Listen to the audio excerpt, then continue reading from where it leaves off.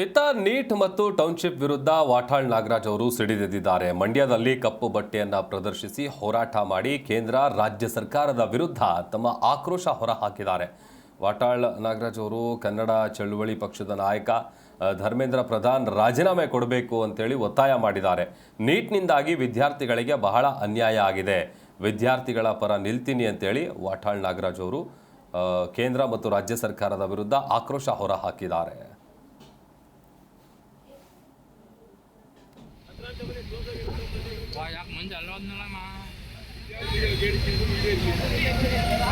ಮಂಜ ಒಳಗ್ ಬಾ, ಮಂಜ ಒಳಗ್ ಬಾ.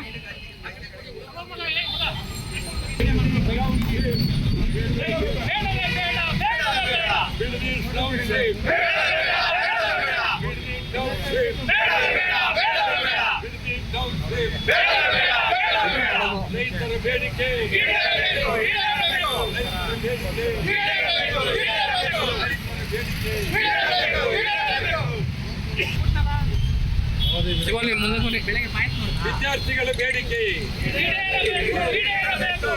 ವಿದ್ಯಾರ್ಥಿಗಳ ಬೇಡಿಕೆ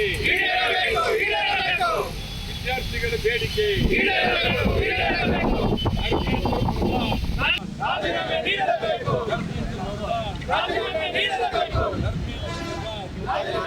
ಇದು ಭಾರತ ದೇಶದಲ್ಲಿ ವಿದ್ಯಾರ್ಥಿಗಳ ಸಮಸ್ಯೆ ಭಾಳಷ್ಟು ತಾಂಡವಾಡ್ತಾ ಇದೆ.